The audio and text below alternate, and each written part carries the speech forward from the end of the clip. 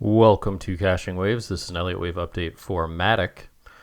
Now, last video, this is where I left off. I was very concerned about getting the C wave to the downside as my alternative. You can see in gray as an ABC in the middle of a correction. Because of the choppiness of this move to the upside, it was either a very, very ugly diagonal that went against guidelines, or we were anticipating it to be a B wave looking for a C wave to the downside. As of today, it appears we got that C wave. It was the most logical alternative, and as of right now, I now have it as my primary. So currently not in a third wave, looking for wave two to complete. Now on the larger time frame, what that means is we will have to adjust these targets that we initially had off this old wave 2 low to the new wave 2 low, wherever that is. So I'll have to adjust that in the future once we get that pivot in. But the good news is this is quite a bullish move if we are in a bull market. Again, if we are in a bull market, this is a very bullish move as a running flat, as long as we hold the A wave low. Now, the alternative is this is bearish, obviously. And this would have to be some sort of complex WXY to the upside, and we'd look for lower lows. But as of right now, just talking about the bullish scenario, as I do believe we are in a bull market, we're just still in the middle of a correction before we start it. So where that leaves us is we were right between the 618 and the 1-to-1 in time. If you remember, our other concern was usually, as per my guidelines, we would correct this entire wave 1 between the 618 and the 1-to-1 in time projected into the future. That's why I was so concerned about this, because this corrected not even at the 618. Again, just a guideline, not a rule, but I do hold quite a bit of legitimacy to that guideline. It tends to work more often than not at a pretty high percentage. And we were right in that B zone, if you remember why I was so concerned about that. So as of right now, I'm following a couple counts. It's obviously quite difficult because we get a lot of WXYs in crypto. And for timing the length of this, again, a little bit difficult off the previous wave, because is this a wave here? And we're coming to a close at the 1-to-1, or does this turn into something more three wavy, and this is our A wave low, and we have to extend out to the 1-to-1 over here to like the first week of April. Reason being is this can be counted two ways. This could be an A. We can then get a WXY as an expanded flat.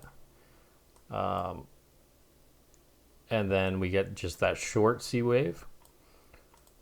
Or is this the A wave over here? This is our B wave, which looks better, and this ends up being a three wave. Because again, those same guidelines tend to pan out. If that's our A wave, we'd expect at least between the 618 and the 1-to-1 in time to get a matching wave, where this is the matching correction in itself. So it could drag out until April. This is a tough count currently. I wouldn't be surprised though to see another move up and then our final move down to correct. So I'm going to dig into this area just to show you what I'm anticipating. As of right now, I just have this mapped out as a diagonal. Seems to be fitting the best with our B wave here. This is a double zigzag, ABC, ABC, get our wave 2. This is ABC as well here between the 1.236 and 382 extension of this first wave 1 off wave 2. And we'd expect our fourth to recover a little bit, stay within this channel, come down to the 1.618 at about 85 cents. In which case I would expect a pretty decent correction, and then we get that final move down. That's what I would be looking for if we end up making this diagonal. Now, nothing says we have to make this diagonal. Right now we have a series of threes This would be a 3, this would be a 3, so we can recover from here and make another 3, right, to the downside to that 1-to-1. This is the trouble when we get WXYs. But if we get this fifth wave down, I will be very interested in a short in this area, just because of that time consideration I mentioned to you. So I'm gonna be following this correction pretty tightly. But if we come too far out of this channel, we can come out slightly for our fourth wave, but we don't want to come out too far. Otherwise, I would consider this probably a wave or a W wave, and we're making a larger correction.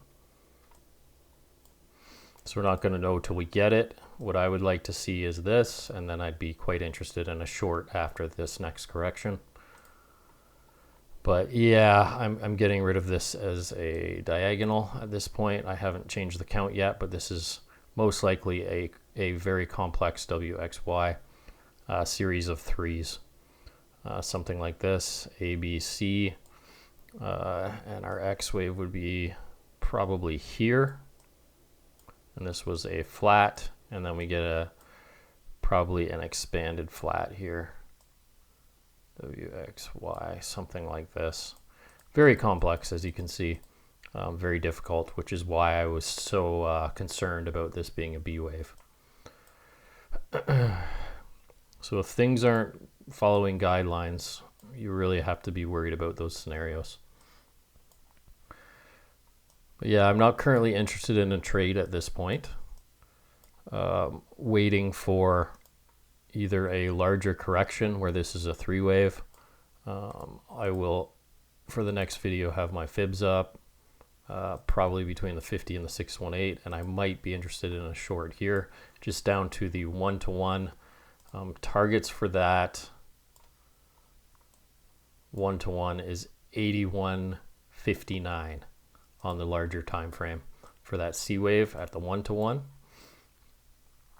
So we'll have to see how this first leg pans out and wait for the retrace. But we also have to consider that we do have the minimum requirement, which is the 618 extension. So if this is WXY complete and we start breaking market structure, I would switch back to the bullish view. But where that would happen is past the 618, which is above 113. So if we start breaking that 618, break significant market structure, that's where I would consider this potentially complete our wave 2, especially if we come up in some sort of 5-wave impulse. So it's very important to watch the price action to adjust your bias in real time. But as of right now, paying attention to these areas, looking for this 4-5 if we're going to make a 5-wave move as a diagonal. And if we do that, I'd be interested in the 50 and the 618 of that move for that 1-to-1 extension. If we don't do that and we break market structure, that's where I would be interested in flipping long. But you can see it's not that far away, and it would be a good entry as long as we're paying attention to it. All right, guys, so no trade zone currently for me for trading, but it is looking very good long term. And the nice thing is, if this is our C wave and we're moving bullishly to the upside, we get to adjust our pivots, and we're going to expect higher targets in the future, which is a nice thing about running flats. All right, guys, so that's it for MATIC. Thanks for watching. I'll see you on the next one.